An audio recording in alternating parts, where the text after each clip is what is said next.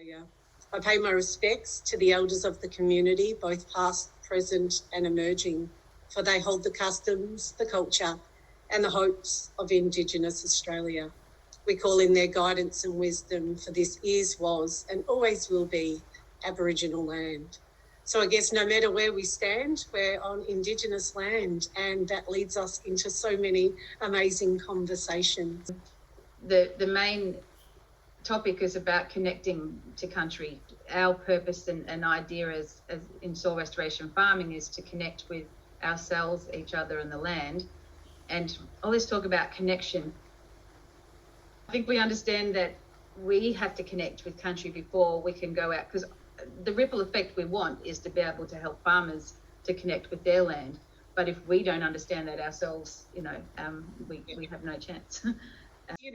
When we look at connection means something different to everybody from an Aboriginal lens. And when I speak about Aboriginal culture, I'm speaking in general terms. Every single country that you are on has its own culture. There's not one Aboriginal culture, and I can't speak on behalf of other mobs and tribes, so I will really speak in general terms about what a connection to country is from me, and hopefully you'll be able to have a sense of what that is and also include it in your own life as well.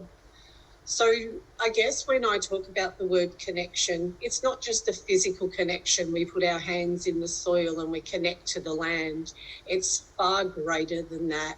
It's about an emotional and a spiritual connection, and how we have a relationship with our spiritual self and the spiritual connection to the land. So it really asks something much more greater of you and a deeper experience of connection. We have talked about there's times when we have a sense of when we're connected and disconnected. Sometimes knowing when we're disconnected is almost a helpful parameter. Is there anything, like one of the women, she was saying, when you come to a new land, you can introduce yourself to the land, and like by throwing soil or sand into water. Is that? Oh, absolutely. There's so many ways to connect. One of my favourite ways to connect to country is through deep listening. So just being in a place that I'm able to really respectfully acknowledge the land that I'm on, and just take a few moments to listen, to be still. Country's still. It has a beautiful awareness. It has all the wisdom and the knowledge of the past. It's not lost. It's like the breath of our ancestors. We know how to connect to that through the breath. Being still on country and understanding it from a very different aspect.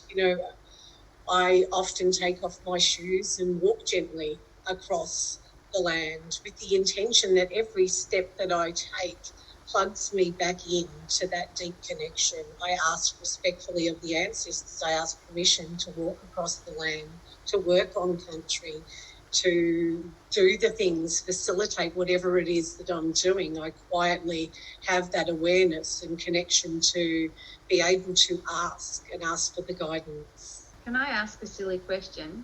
Yeah.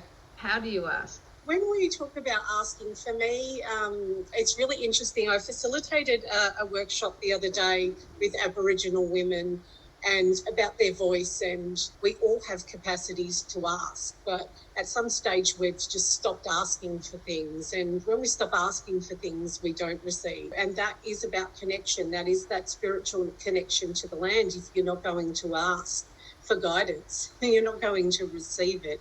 If you're not going to be able to ask for permission to work on country from an Aboriginal perspective, you're not going to receive it. So it's quite different, the ability and the capacity to ask.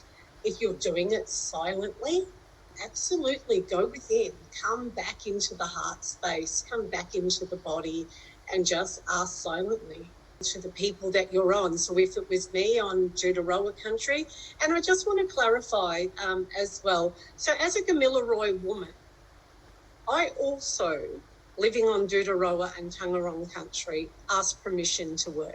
It's not my country, it's not my culture. So I went to the traditional owners and introduced myself and introduced my business, the work that I do, and I asked every day to connect or to work and permission. It's something that I do as well. It's not something just from non-Indigenous people need to do. All of us need to learn this again, and it's being respectful of those traditional people on that land.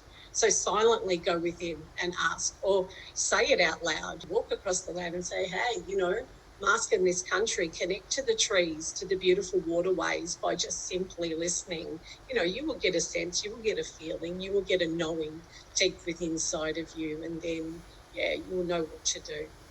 If for some reason you feel like, no, this is not the right thing to do at that particular time, then don't do it.